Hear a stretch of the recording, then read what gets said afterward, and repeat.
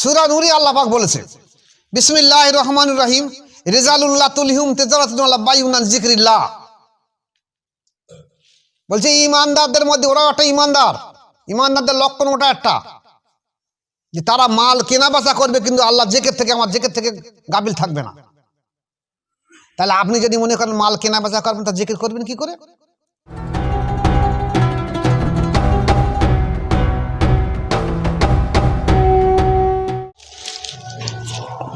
আসসালামু আলাইকুম। উপস্থিত তরিকতে সালিকিন মাদ্রাসায়ে মাসুমিয়ার ছাত্ররা, আজকের একটা গুরুত্বপূর্ণ বিষয় তোমাদের সামনে আলোচনা করে দিয়ে দেই, যেটাকে নিয়ে দীর্ঘদিন ধরে মানুষের একটা চিন্তা ছিল, এই জিনিসটা কি হবে। কেউ কোনো জায়গায় জবাব দিতে পেরেছে, কেউ জবাব দিতে পারেনি। জিনিসটা হলো যে আমাদের সেরা শরীফে লেখা আছে, দেখবে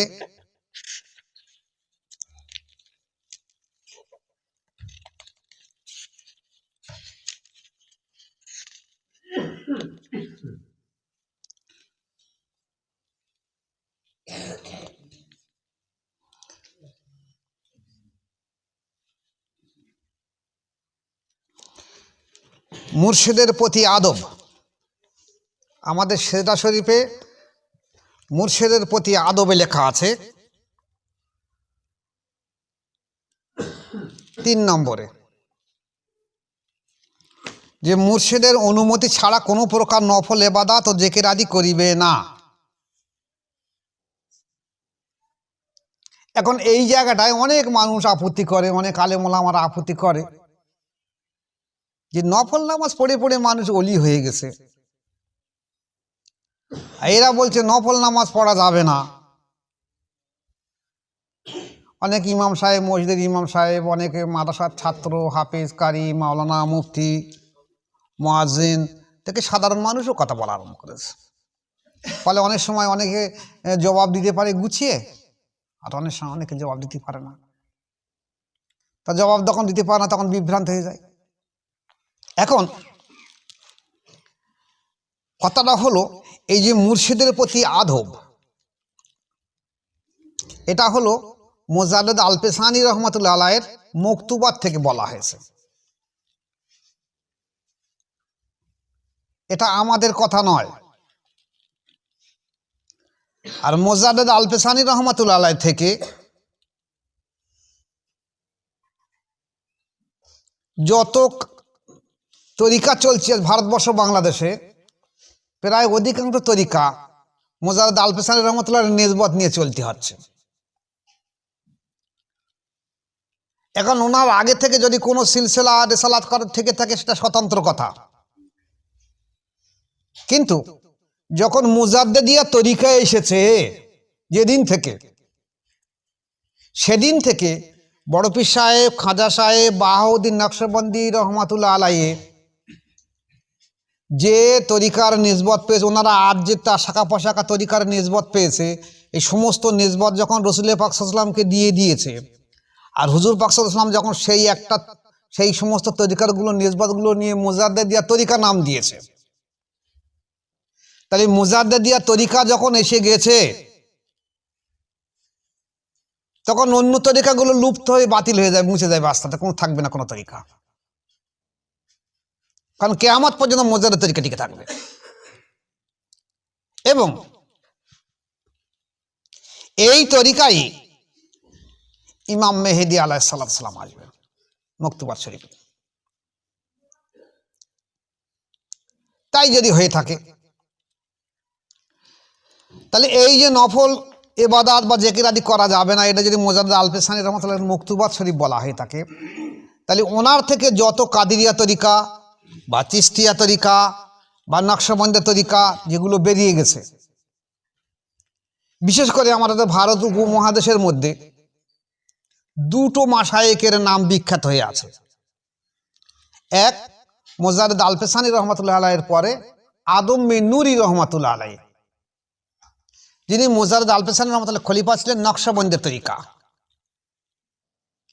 আমি আগেও বলেছি, এখনও বলছি, ওই নকশবন্দের তরিকা পরবর্তীকালে মোজাদ্দেদ আলপেসানী রহমতুল্লাহ বলে যখন মোজাদ্দেদ তরিকা দেওয়া হলো, তখন তাঁরও মাশায়েখ ছিল মোজাদ্দেদ আলপেসানী রহমতুল্লাহ আলাইহি। তাই মোজাদ্দেদ আলপেসানী রহমতুল্লাহ আলাইহির নামের সম্মানার্থে সেই নকশবন্দের তরিকাটা ওরা নাম বলছে নকশবন্দি মোজাদ্দেদি।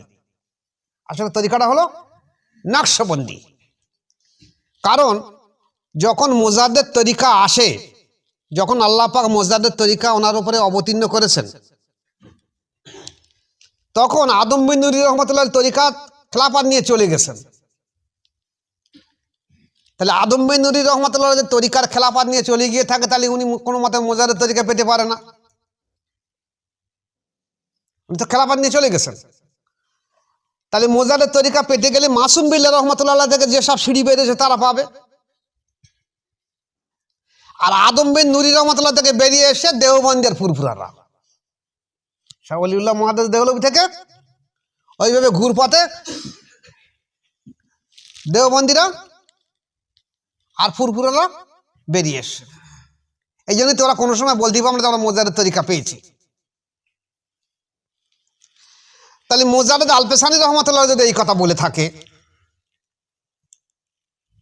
এখন যদি কেউ বলে থাকে যে এরা তো মকতুবাত শরীফের হাওলা তোলা আছে 292 নম্বর মকতুবাত থেকে, তা আমরা আরো কিছু কেতাবের প্রমাণ দেখতে চাচ্ছি।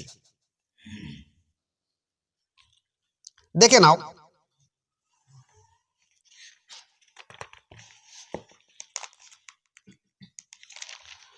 এটা হলো রুহুল আমিন রহমতুল্লাহ আলাইহির তরিকার দর্পণ।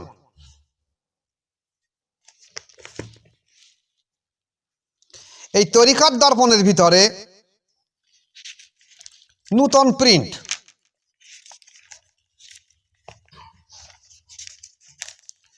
তরিকাতের পীর অন্বেষণের এখানে 162 পৃষ্ঠা, 162 পৃষ্ঠা। এখানে বলছে, এটাও মোজাদ্দেদ আলপেসানী মকতুবাত থেকে তুলেছে, মকতুবাত থেকে তোলা হয়েছে। বলা হয়েছে যে পীরের সাক্ষাতে তার বিনা অনুমতিতে নফল কার্য ও জিকিরে লিপ্ত হইবে না। ওর এক লাইন তলে বলা হয়েছে যে ফরজ ও সুন্নত ব্যতীত তাহার সাক্ষাতে নফল নামাজ পড়িবে না। কোন কিতাবের হাওলা? তরিকাত দর্পণ, রুহুল আমিন সাহেবের লেখা, কিন্তু হাওলা তুলেছে মকতুবাত থেকে।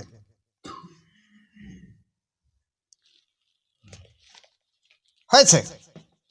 এবার মজা আসুন, আরো প্রশ্ন আসে যে তাহলে আমাদের দেশে ফুরফুরারা ওরা তো বলে বেশি বেশি নফল নামাজ পড়ো, বেশি বেশি নফল নামাজ পড়ো, ওয়াজে টোয়াজে বলে, তাহলে ওদের বিষয় কি হবে? আসুন,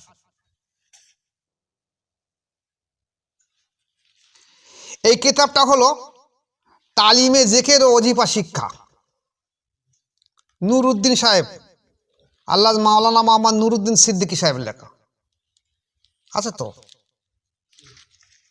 এই কিতাবের 61 পৃষ্ঠায় বলা হয়েছে যে পীরের বিনা হুকুমে কোনো নফল নামাজ পড়িবে না।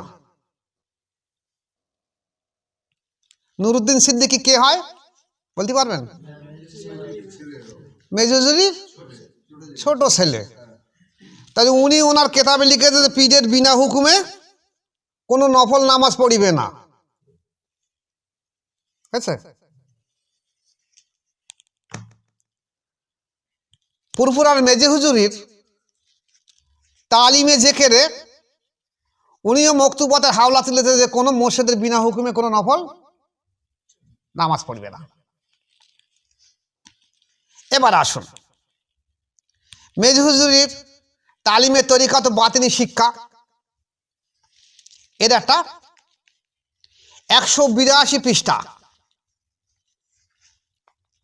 একটা মজার জিনিস দিয়েছে, দেখেন 19 নম্বর, যে একদা হযরত খাজা আজমিরি রহমাতুল্লাহ আলাইহি হযরত কুতুবউদ্দিন রহমাতুল্লাহ আলাইহি কে কোনো কাজের জন্য ডাকিলেন। কুতুবউদ্দিন ওনার খলিফা, ওনাকে ডেকেছেন, বাবা কুতুবউদ্দিন দিকে এসো। হযরত কুতুবউদ্দিন কাকি রহমতুল্লাহ তখন নফল নামাজে মশগুল ছিলেন। তিনি নামাজ ছাড়িয়া পীরের খিদমতে হাজির হইলেন।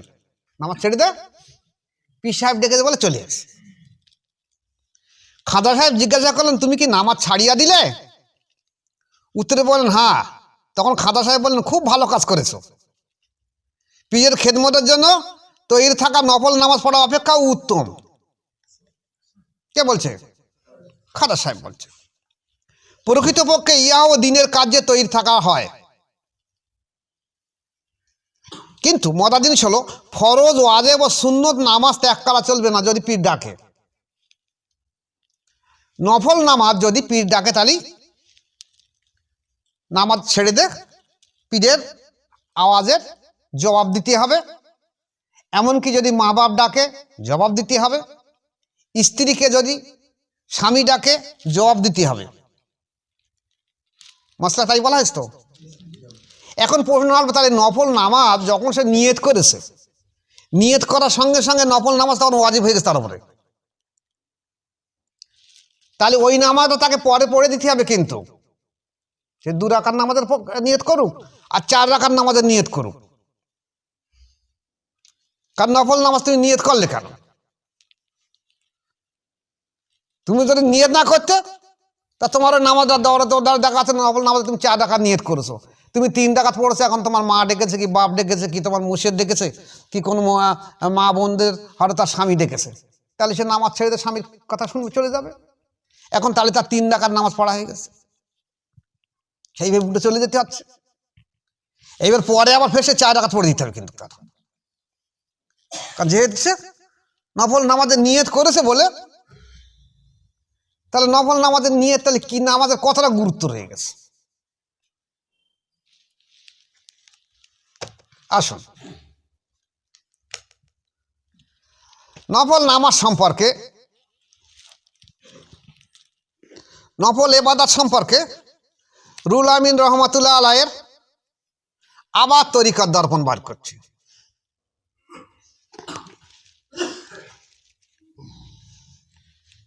এখানে বলা হয়েছে 28 পৃষ্ঠা যে শেখ আলওয়ান একজন ফতোয়াদাতা ও মাদ্রাসার অধ্যাপক ছিলেন। শেখ আলওয়ান একটা মুফতি মানুষ আর মাদ্রাসার পড়াতো। এক সময় পীর সৈয়দ আলী তাকে জেকের শিক্ষা দেন। পীর সাহেবের নাম কি? সৈয়দ আলী সাহেব। তাকে জেকের শিক্ষা দেন, বায়াত করে তাকে জেকের করতে বলছে, এবং অধ্যাপনা ও ফতোয়া প্রকাশ ইত্যাদি করতে নিষেধ করেন।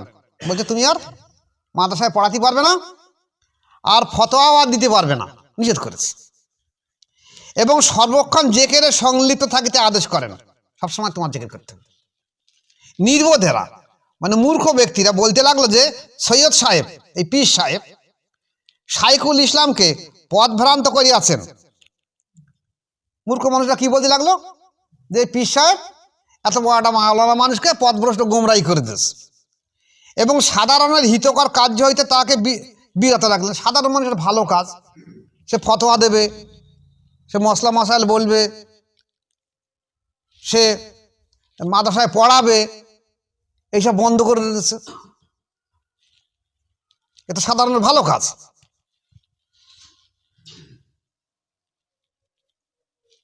এক সময় সৈয়দ সাহেব শুনলেন, পীর সাহেবের শুনেছে কি, যে শাইখুল ইসলাম কখনো কখনো কোরআন পড়েন। এবার পীর সাহেব শুনেছে যে এই মাওলানা সাহেব বা শাইখুল ইসলাম ইনি কখনো কখনো কোরআন তেলাওয়াত করে, কোরআন পড়ে। তখন তিনি তাকে কোরআন পড়তে নিষেধ করলেন, তুমি কোরআন পড়তে পারবে না। লোকে বলতে লাগলো এই সৈয়দ সাহেব অর্থাৎ পীর সাহেব এই কোরআন পড়তে নিষেধ করে কাফের হয়ে গেছে। স্বাভাবিক কথা, কেউ যদি কোরআন পড়তে নিষেধ কথা কি বলবে, বল কাফের হয়ে গেছে। তা সেই সময় মানুষ তাই বলতে লাগলো। কিন্তু শাইখুল ইসলাম এই মাওলানা মুর্শিদের আদেশ পালন করলেন। মুর্শিদ যখন বলেছে ফতোয়া দেওয়া যাবে না, দেব না। মুর্শিদ যখন বলেছে কোরআন পড়া যাবে না, পড়বো না। তৎপর তার হৃদয় আলোকিত হইলে, তার যখন অন্তর জারি হলো এবং মুশাহেদার ক্ষমতা প্রাপ্ত হইলে, মুশাহেদা মানে চাক্ষুষ দর্শন, তাকে কোরআন পড়িতে অনুমতি দিলেন। পিসের বলছে তুমি এবার কোরআন পড়তে পারো। তৎপর তিনি কোরআন পড়তে আরম্ভ করলে রাশি রাশি তত্ত্বজ্ঞান উপলব্ধি করতে লাগিলেন। কেন? এতদিন যে কোরআন পড়েছে তার যা জ্ঞান, কোরআনের যে ব্যাখ্যা, কোরআনের যে মানে, এই মানেটা তার ব্রেন দ্বারা বুঝে আসতেছে, আর এখন তার অন্তর দ্বারা বুঝে আসছে। ফলে রাশি রাশি তথ্যজ্ঞান তার মধ্যে বুঝে আসতেছে।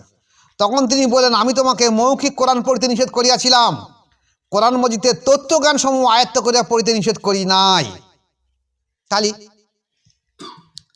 পীর সাহেব যদি আজ যদি আমরা যদি কারোকে বলে যে তুমি এখন কোরআন পড়ো না, তা সে তো খ্যাক করে উঠবে, আর একটা মাওলানার কাছে যাবে, মুফতি সাহেবের কাছে যাবে, ইমাম সাহেবের কাছে, বলবো কাফের, তখন যেটা একদম খবরদার।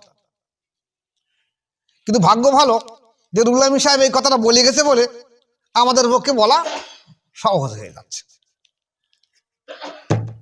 এখন প্রশ্ন আসবে যে এর কারণটা কি? আমাদের দেশের মাওলানা মৌলবীরা বলছে বেশি বেশি নফল নামাজ পড়ো, আলিমরা বলছে বেশি বেশি নফল নামাজ পড়ো, আর পীর সাহেবরা বলছে নফল নামাজ পড়ো না। চাই কাদিরিয়া তরিকা হোক, চাই চিস্তিয়া তরিকা হোক, চাই নকশবন্দি মোজাদের তরিকা হোক, নকশবন্দি তরিকা হোক, সব তরিকার পীর সাহেবরা বলছে নফল নামাজ পড়ো না। কেন? আসলে নফলটা হলো নফল, কিন্তু জিকির করা ফরজ আইন। 24টা ঘন্টা জিকির করা কোরআন মোতাবেক ফরজ আইন। আর আমাদের মোজাদের তরিকা সব থেকে বেশি নফল। যদি নফল বলো সব থেকে বেশি নফল, কারণ আমাদের 24টা ঘন্টা জিকির দেওয়া আছে। তারপরে 5 লতিফা কাজ করার পরে তাকে বলা হয়েছে তুমি তাহাজ্জুদ পড়ো, তারপরে বলা হয়েছে 4 আওয়াবিন পড়ো, কোরআন তেলাওয়াত করো, সূরা ইয়াসিন সবার পড়ো, আলাম নাশরাহ লাকা সাদরাকা 100 বার পড়ো। দেখা যাবে সে তখন বলবে আমি হুজুর আমি আর পারবো না, আমার এবার ছেড়ে দেন। তাহলে সব থেকে বেশি নফল ইবাদত আমাদের, কিন্তু সময় হলে হবে। একটা ভালো করে বোঝার দরকার, যেটা বাচ্চা শিশু, তারে যদি আমি বলি তোর গোশ খেতে দেওয়া হবে, গোস্ত খেতে দেওয়া হবে, সে তো হজম করতে পারবে না, সে তো দুধ পাতলা করে খেয়ে অভ্যাস তার, এই জন্যই দেওয়া হয় না। সময় হলে নিশ্চয়ই দেওয়া হবে। এখন তাহলে এই আলেম সমাজগুলো এরা যে বলছে ব্যাপারটা কি, তাদের কি মজাটা, রহস্যটা কি? আসলে এরা অধিকাংশ আলেম না, অধিকাংশ আলিম না। যে হিসেবে আলিম বলা হয়েছে তারা আলিম নয়। দেখেন, হালতে মাশায়েখ নকশবন্দি মুজাদ্দিদি,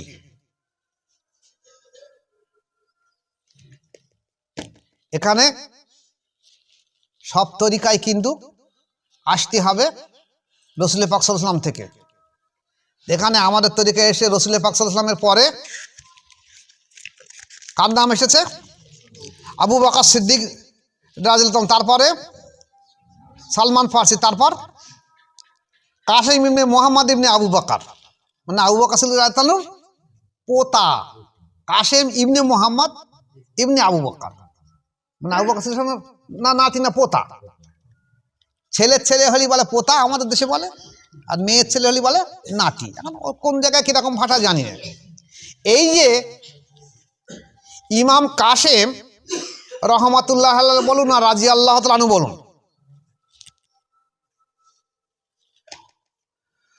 দেখে নেন হালতে মাশায়েখ নকশবন্দি মুজাদ্দিদি, এই কাসেম রহমাতুল্লাহ আলাইহিকে একজন ব্যক্তি জিজ্ঞাসা করছে, উনি হলেন আবু বকর সিদ্দিক রাদিয়াল্লাহু নাতি, পোতা হলো কাসেম রাদিয়াল্লাহু, আর ওমর রাদিয়াল্লাহু পোতা হলো কে? সালেম রাদিয়াল্লাহু। ভালো করে খেয়াল করেন, উল্টো বুঝে যাবেন। আবু বকর সিদ্দিক রাদিয়াল্লাহু পোতা কাসেম রাদিয়াল্লাহু, আর ওমর রাদিয়াল্লাহু পোতা সেলিম রাদিয়াল্লাহু। কাসেম রাদিয়াল্লাহুকে একজন জিজ্ঞাসা করেছে, সালেম রাদিয়াল্লাহু সালেম, যে হুজুর আপনি আর সালেম ইবনে আব্দুল্লাহ ইবনে ওমর ইবনে খাত্তাব মধ্যে আলেম কে? যে হুজুর আপনি আলেম না ওমর রাদিয়াল্লাহুর পোতা আলেম?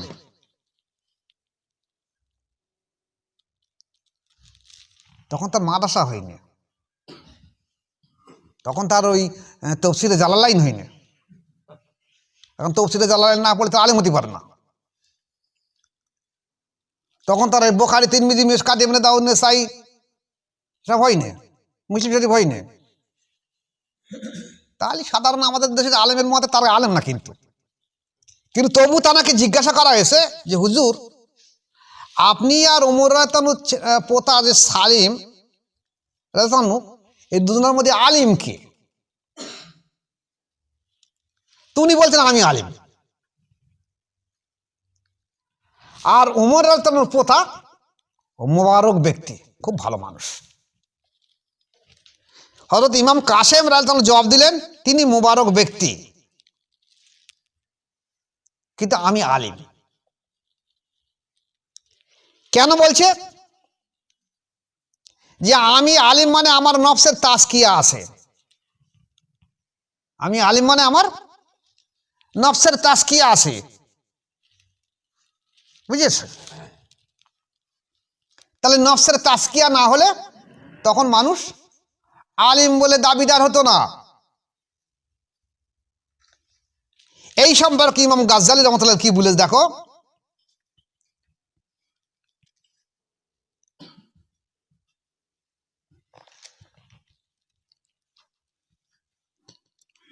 আমরা সাধারণভাবে আলিম শব্দের অর্থ শিক্ষিত, বিদ্বান, বিশেষভাবে মাওলানা, মৌলভী সাহেবদের বুঝে থাকি, কিন্তু প্রকৃতপক্ষে আরবির অভিধান অনুযায়ী হাকিকাতের সহিত জানার অর্থেই আলিম শব্দ ব্যবহৃত হয়।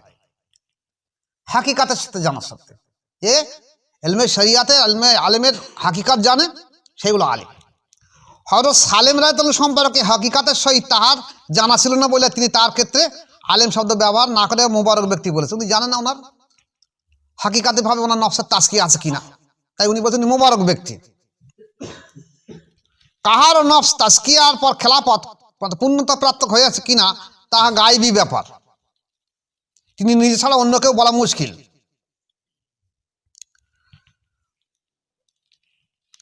এই জন্য অপরের ক্ষেত্রে আলেম না বলে উনি নিজের ক্ষেত্রে আলেম বলেছেন। এই জন্য ইমাম গাজ্জালী রাহমাতুল্লাহ বলছেন, তার পুস্তকে লিখেছে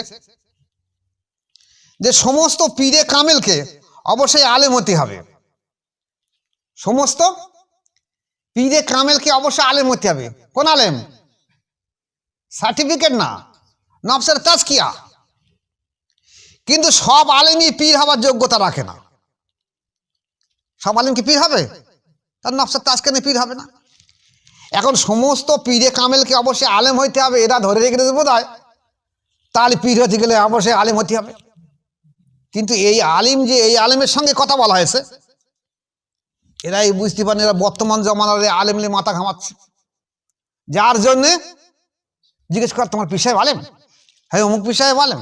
কেউ বলে না যে ভাঙড় পীর সাহেব কোন মাদ্রাসায় পড়াশোনা করেছিল, হাড়ার পীর সাহেব কোন মাদ্রাসায় পড়াশোনা করেছিল, ঘুটিয়ারি পীর সাহেব কোন মাদ্রাসায় পড়াশোনা করেছিল, বা অন্যান্য পীর সাহেবরা কোন মাদ্রাসায় পড়াশোনা করেছিল, তখন সার্টিফিকেট ছিল? তাহলে পড়ে নষ্ট কেন? আলিমই এক কথা খেয়াল রেখে দেবেন, আলিম তাকে বলা হবে যার নফসের তাজকিয়া আছে। এখন যদি বলেন নফসের তাজকিয়া হলে ইলমে শরিয়াতের জ্ঞান কতটা হবে, সেই ব্যক্তি যে নফসের তাজকিয়া করেছে কোনো মুর্শিদের কাছে গেছে এমনি হয়নি তার, কিন্তু আর মুর্শিদ তাকে তার সোহবতে রেখে তাকে শরিয়াতের যতটা দৈনন্দিন মসলা মসাইল ফেকা উসুল লাগে তাকে শিক্ষা দিয়েছে, নতুবা তার ঘাড়ে দায়িত্ব ফেলে দেয়নি। তার নফসের তাজকিয়া আসার আগে তাকে নিশ্চয়ই দৈনন্দিন জীবনের মসলা ফেকা উসুল তাকে শিক্ষা দিয়েছে। তাহলে একদিক দিয়ে তিনি জাহি আলিম হয়ে যাচ্ছে, যার সার্টিফিকেট নেই বটে, কিন্তু হাকিকাতে আলিম সে হয়ে যাচ্ছে, তার নফসের তাজকিয়া আছে।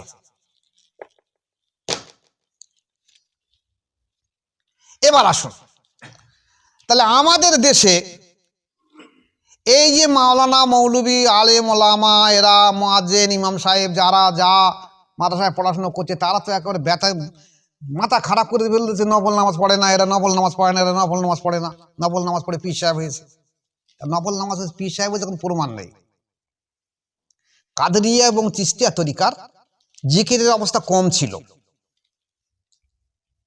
তাদের কি করতো, অবসর সময় কি করবে, তা বেশি বেশি নামাজ পড়তে হতো, নফল নামাজ পড়তে হতো। আর আমাদের নকশবন্দির মজাদের তরিকায় বলা হয়েছে 24টা ঘন্টা জিকির। তা জিকির যখন করবে তার নামাজ পড়ার সময়টা করি, জিকির তো ফরজ আইন। এখন সেই কাদিয়া চিস্তা তরিকার সেই সব কথাবার্তা শুনে এরা সাধারণ মানুষকে চাপিয়ে দিয়ে দিচ্ছে। এখন এরাই বলছে কেন এরা আলিম না, এরা মাদ্রাসা সার্টিফিকেটে আলিম। আমার এখান তো ক্লাস 9, 10 বহু ছেলে পেলে আলিম ছেলে পড়ে গেছে। তো এরা কি আলিম? এরা কি নফসের তাজকিয়া হয়েছে? কেউ হয়তো একটা লতিফা জিন্দা করে, কেউ দুটো লতিফা জিন্দা করে, 4টা জিন্দা করেছে, কিন্তু নফসের তাজকিয়া এখন তার আসেনি। যেহেতু অন্যান্য মাদ্রাসার ছাত্রদের বায়াত করে দেওয়া হয় না, নফসের তাজকিয়া সম্পর্কে চেষ্টা করা হয় না, কিন্তু আমাদের মাদ্রাসায় মাসুমিয়া, যেহেতু আমি এই মাদ্রাসার প্রতিষ্ঠিত এবং মাদ্রাসার শিক্ষা দেই, মাদ্রাসায় আমি নিজে পড়াই, এবং আমার এই মাদ্রাসা বলে আমি তাদেরকে বায়াতের মাধ্যম দিয়ে একদিকে শরিয়াত এবং একদিকে ইলমে মারিফাত বা তরিকার শিক্ষা দিচ্ছি। তাহলে এরা সত্যিকার হাকিকাত আলেম বনে যাবে।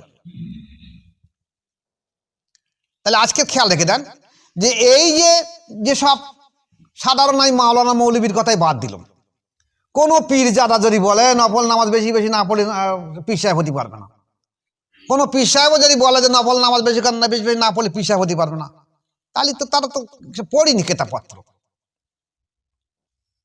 হিসেবে দেখা যাচ্ছে এসব কেতাবপত্র নিয়ে চর্চা করিনি। মকতুবাত শরীফ, রুল্লামী সাহেবের তরিকাত দর্পণ, বা মেজি হুজুর সাহেবের কেতাব, বা নুরুদ্দিন সিদ্দিকীর কেতাব, বা বড় পীর সাহেব, খাজা সাহেব, বাহাউদ্দিন নকশবন্দি মজাল সাহেবের কেতাব তারা দেখি না। তাহলে মনে হয় তারা ওই মাদ্রাসার যে কেতাবগুলো, সেই কেতাবগুলো পড়ে আর তারা তাই মনে করতে যে এরা আমরাই বোধহয় সত্যিকারে আলিম হয়ে গেছি, আর এরা সব সাধারণ মানুষ। কিন্তু একটা আলিমের সব থেকে বড় জিনিস হলো তার অন্তর জিকির জারি হতে হবে। নফসের তাজকিয়া তখনই আসবে যদি অন্তর না থাকে, নফসের তাজকিয়া আসবে না।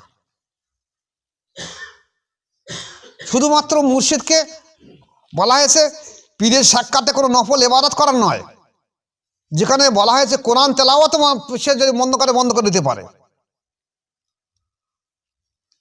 মুর্শিদের এই আদবের দিকে এমন কথা বলা হয়েছে, কারণ সেই মুর্শিদের মাধ্যম দিয়ে তুমি ইলমে তাসাউফি হাকিকাতে আলেম বনে যাবে। তাই তার ইজ্জত সম্মানের দিকে তুমি তাকাও। তাহলে আজকের যদি কেউ আজ থেকে আপনাদের সামনে প্রশ্ন করে যে আপনাদের তরিকার মধ্যে নফল নামাজ দেই কেন, তাহলে আপনাদের পক্ষে সহজ হবে যে এই কথাগুলো বলে দেওয়া, যে আপনি রুলামী সাহেবের তরিকার দর্পণ দেখুন, বা মেজি হুজুরির তালিমের তরিকাত দেখুন, বা নুরুদ্দিন সিদ্দিকীর তালিমে ওয়াজিফা জিকির শিক্ষা দেখুন, আরও বড় পীর সাহেব, খাজা সাহেব, বাহাউদ্দিন নকশবন্দি মজাল সাহেব মকতুবাত শরীফও দেখেন, তাহলে ফয়সালা হয়ে যাবে। আসলে একটা মাশায়েখ চেষ্টা করে একটা মানুষের মুর্দাদিলকে জিন্দা করে দেওয়ার জন্য। এই মুর্দাদিল জিন্দা করে দেওয়া কোনো সময় নফল নামাজ দ্বারা হয়নি। মুর্দাদিল জিন্দা করা দেওয়ার জন্য 4টে যে তরিকা আছে, কাদরিয়া, চিস্তিয়া, নকশবন্দি, মুর্দাদিল দেয়া, সব তরিকায় বলা আছে জিকিরের মাধ্যম দিয়ে মুর্দাদিল জিন্দা হওয়া। আসলে এরা মাশায়েখ না, এরা তরিকা করে না, এরা শুধুমাত্র মাদ্রাসার সার্টিফিকেট হাফেজ কি কাজী কি মাওলানা কি মুফতি কি শাইখুল হাদিস বনে গেছে। তরিকা নেই বলে তারা এই কথা বলতে চাচ্ছে। হ্যাঁ, এখন এ কথাটা ঠিক, যে ব্যক্তি একেবারে তরিকা করে না সে অন্তত আর তো কিছু করবে না, তা সে 2-4 রাকাত নফল নামাজ পড়তে পারে, পড়ুক, অসুবিধা কিছুই নেই। তা তো নফল নামাজ পড়তে নিষেধ নেই, সে তরিকাই করে না। কিন্তু যারা তরিকা করবে, চাই কাদিরিয়া হোক, চাই চিস্তিয়া হোক, চাই নকশবন্দি হোক, চাই মুজাদ্দিদ দেওয়া হোক, প্রত্যেকটা তরিকার মাশায়েখদের একই হুকুম, 24টা ঘন্টা তুমি জিকির করো। এবং কোরআন দৃষ্টান্তে বলছে, কি বলছে? বিসমিল্লাহির রহমানির রহিম, আল্লাযিনা ইয়াযকুরুনাল্লাহা কিয়ামা ওয়া কুউদা ওয়া আলা জুনুবিহিম ওয়া ইয়াতাফাক্কারুনা ফি খালকিস সামাওয়াতি ওয়াল আরদ। যে সূরা আলে ইমরান বোধহয়, তোমরা দাঁড়িয়ে আল্লাহর জিকির করো, বসে আল্লাহর জিকির করো, শুয়ে আল্লাহর জিকির করো। তো মানুষের 3টে অবস্থা, হয় সে দাঁড়াবে, নয় বসে থাকবে, নয় শুয়ে থাকবে। তাহলে 24টা ঘন্টা তার জিকির করার কথা বলা হয়েছে। শুধু এই বলা হয়নি, এরপরে বলা হয়েছে যে যদি কেউ কোন ব্যবসা বাণিজ্য করে, তো ব্যবসা বাণিজ্য করার জন্য তো মানুষ কাল জিকির করবে কি করে? ব্যবসা বাণিজ্য সম্পর্কে বলা হয়েছে সূরা নূর,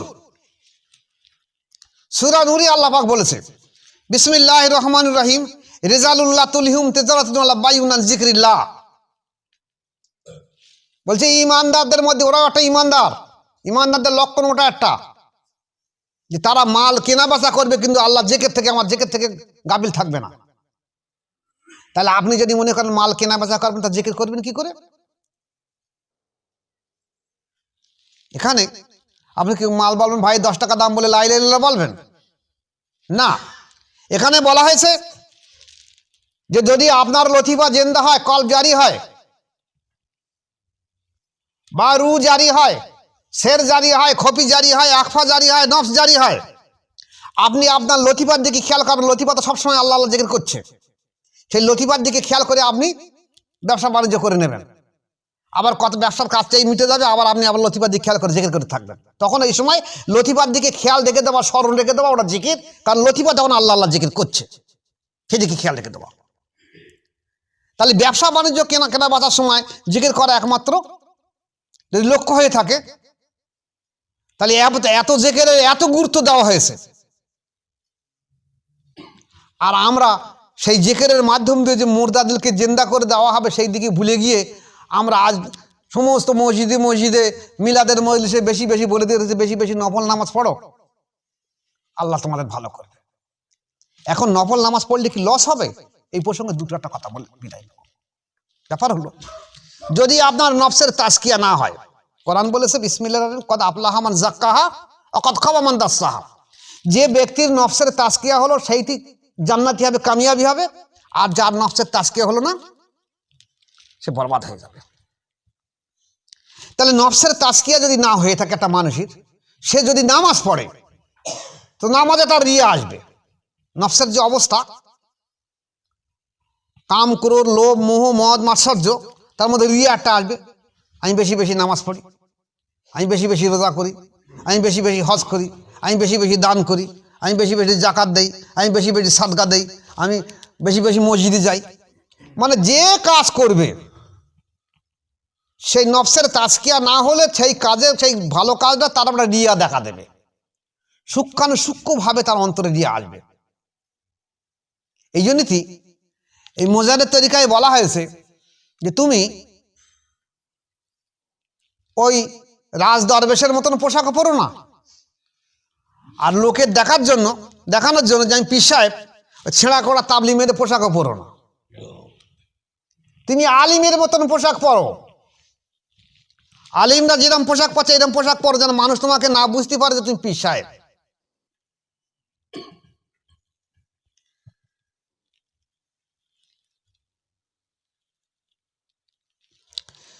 যেমন জনাবে রসুল পাক সাল্লাল্লাহু আলাইহি ওয়াসাল্লাম বলেছেন, এই হাদিসে জ্বলন্ত প্রমাণ আছে, তোমাদের মধ্যে যে ব্যক্তি নিজের কামনাকে, মানে নিজের কামনাকে আমার প্রবর্তিত মতের অনুগামী না করে, সে ব্যক্তি কখনো পাক্কা ইমানদার হবে না। তোমাদের সমস্ত কামনা বাসনা আমার প্রবর্তিত মতের অনুগামী না করে, সে কোনো সময় পরিপূর্ণ ইমানদার হবে না। তাই দেখা গেছে মুর্শিদ ছাড়া, মুর্শিদের আদব ছাড়া, মুর্শিদের কাছে বায়াত ছাড়া কোনো দিন কোনো ব্যক্তির মুর্দা দিল জিন্দা হবে না। সে যত বড় হাজি সাহেব হোক, আর মাওলানা সাহেব হোক, আর মৌলভী সাহেব হোক, আর যেই হোক না কেন। আমি তো আমার এই সময় দেখছি বহু পীর সাহেব আমার কাছে বায়াত হয়েছে, তার কাদেরিয়া চিস্তা তরিকার বহু পীর সাহেব, তাদের অন্তর জিকির জারি নেই। নফসের তাজকিয়া হবে কি করে? গতদিনই একটা পীর সাহেব সেজদা তার খেলাফত নামা আমাকে জমা দিয়ে গেছে, দিয়ে আর বায়াতে যে আমি তো পীর সাহেব হয়েছে, এই দেখেন নকশবন্দি তরিকার পীর সাহেব আমি, কিন্তু আমার অন্তর জিকির জারি নেই। আপনার এই ইউটিউব দেখি, আপনার এই আলোচনা শুনে তাই বাধ্য হয়ে এসেছি, আপনি আমাকে বায়াত করতে পারেন না, আমার খেলাফত নামা রেখে দেয়। খেলাফত নামা জমা দেওয়ার বায়াত হয়ে বাড়ি গেছে। এই 2-4 দিনের মধ্যে 2-4টে পীর সাহেব তারাও ওই আলোচনা করেছে আমার সঙ্গে এখন এই ইমুর মাধ্যম দিয়ে, যে সত্যি কি অন্তর জেগের জারি হয়। পীর সাহেব বলছে আমরা তো পীর মুরিদি করি। কাল একটা পীর সাহেব বলছে আমার 700-800 মুরিদ রয়েছে, তা হুজুর সত্যি কি অন্তর জারি হয়? আচ্ছা বলেন দেখে কি জবাব দেবেন? তাহলে তোমার নফসের তাজকিয়া তুমি পীর সাহেব বলে কি করে? পীর সাহেব এই জন্যই বলেছে প্রত্যেকটা পীর হতে গেলে আলেম হতে হবে। এই আলেম মানে এই নফসের তাজকিয়া হতে হবে। তা তোমার নফসের তাজকিয়া নিতে তুমি পীর সাহেব হচ্ছে কি করে?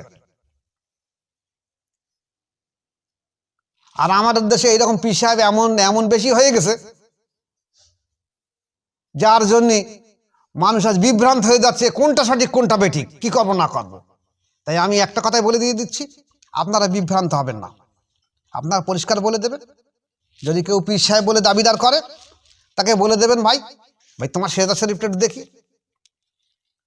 আর তোমার খেলাফত নামাটা দেখি, তুমি তো বায়াত করাচ্ছ বা পীর সাহেব সেজেছ, আর তুমি যার লোকের বায়াত করছো কড়া লোকের বল মোদ্দাদেল জিন্দা করে দিতে পারে দেখি, তাহলে সব ধরা পড়ে যাবে। তাহলে সাধারণ মানুষকে যদি শুধুমাত্র ওইভাবে রেখে দেওয়া হয়, তাহলে মানুষকে না বায়াতের দিকে তাকিদ না দিয়ে ওই দিকে তাকিয়ে নফল নামাজ বেশি করে পড়, মুক্তি হবে, বেশি লাভ হবে, বেশি বেশি সওয়াব হবে। নফল নামাজে বেশি সওয়াব হবে। যখন আপনার নফসের তাজকিয়া হবে, তখন যদি 1 রাকাত নামাজ পড়েন তাহলে বহু সওয়াব হবে। তখন একবার আল্লাহ বলেন বহু সওয়াব হবে। যেমন আমাদের মোজাদের তরিকায় বলা হয়েছে একটা মানুষের 70,000 শরীরে লোমকূপ আছে।